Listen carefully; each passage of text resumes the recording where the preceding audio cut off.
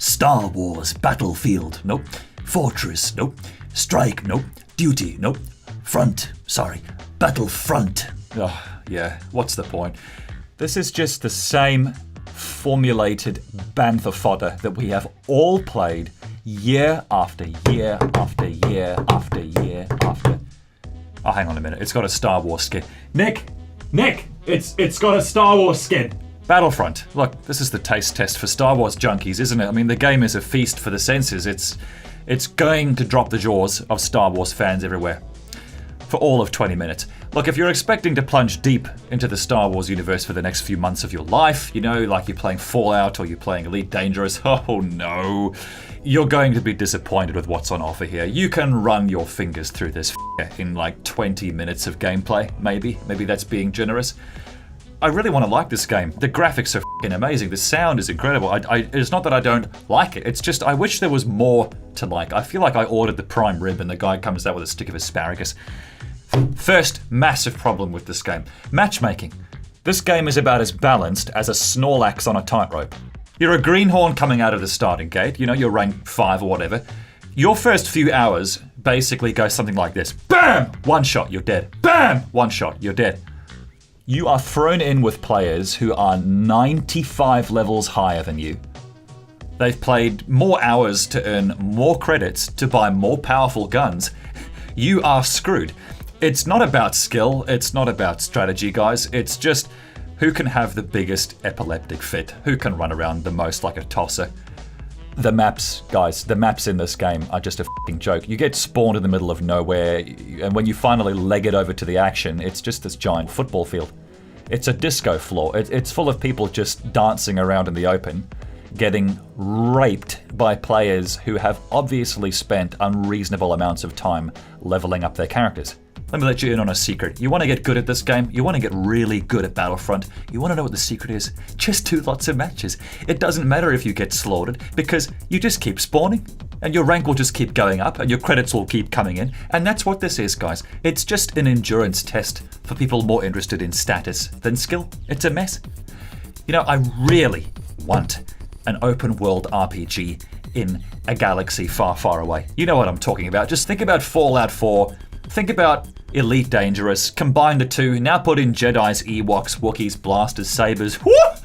I'm pitching a throbber just thinking about it. I mean, that's not what this is.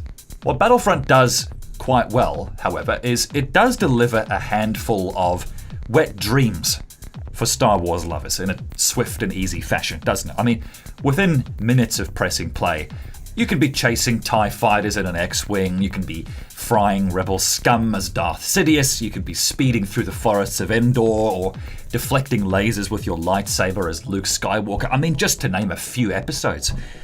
The problem is, though, it's like an amusement park. You pick a ride, you have some scripted fun, you climb off, you pull out your bloody map again. It's a tasting platter more than a meal, guys, especially if its core of schizophrenic cluster multiplayer, which is basically just Battlefield with lasers, isn't your cup of tea.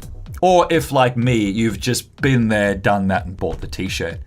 This game is like EA got together a month before The Force Awakens came out, and they said, guys, we gotta milk this.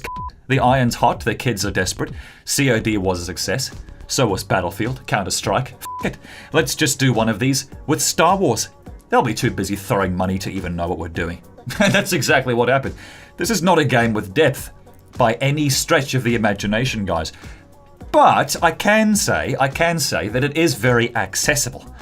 It's very accessible. Anybody can pick this up and immediately start having fun. And that in itself, I think, mirrors the nature of the original Star Wars universe.